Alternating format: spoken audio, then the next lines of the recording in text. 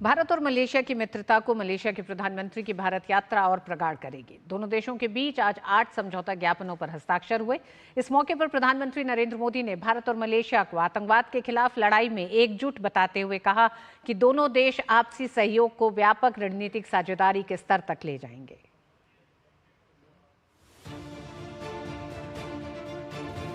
प्रधानमंत्री नरेंद्र मोदी जी, नमस्कार. This is a very important personal visit, and also on behalf of the Malaysian government, because Perdana Menteri Narendra Modi ji is mere dosti.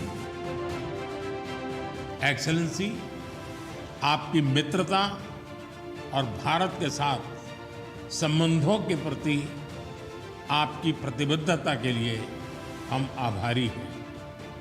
आपकी इस यात्रा से आने वाले दशक के लिए हमारे संबंधों को एक नई दिशा मिली है।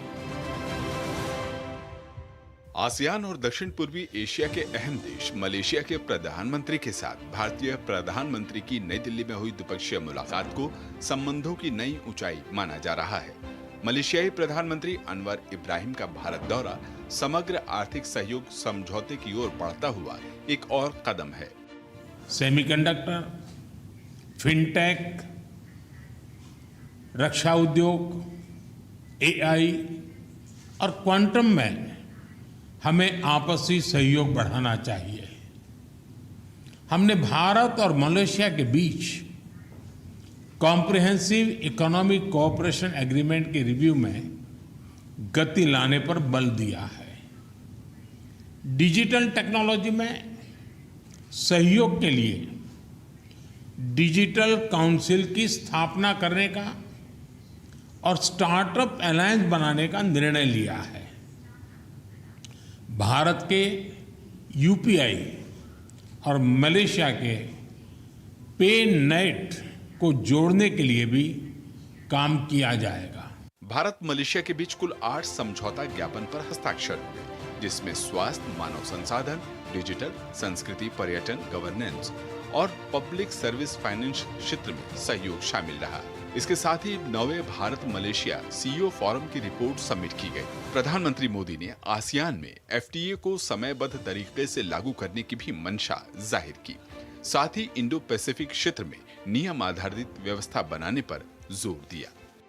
हम सहमत हैं कि भारत और आसियान के बीच एफटीए की समीक्षा को समयबद्ध तरीके से पूरा करना चाहिए।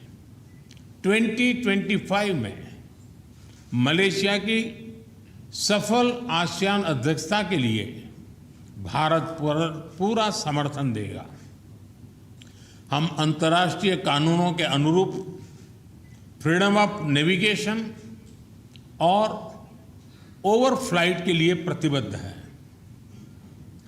और सभी विवादों के शांतिपूर्वक हल का पक्ष रखते हैं। मलेशियाई प्रधानमंत्री ने भारत के पारंपरिक ज्ञान, विरासत और महान इतिहास की प्रशंसा की। उन्होंने दोनों देशों के बीच समग्र आर्थिक समझौते की दिशा में आगे बढ़ने पर विशेष जोर दिया। We realize under our generation that this must be further strengthened in a multitude of areas, which covers, as the Prime Minister has rightly put, digital investments and trade in construction and modern agriculture, education, research, in all fields, including military collaboration in terms of joint operations to safeguard our borders, and we look forward to that further enhanced relations. बीते 2 साल में Bharat Malaysia के बीच रिश्तों में प्रगाढ़ता आई है। शिक्षा, स्वास्थ्य, तकनीक में सहयोग बढ़ा है।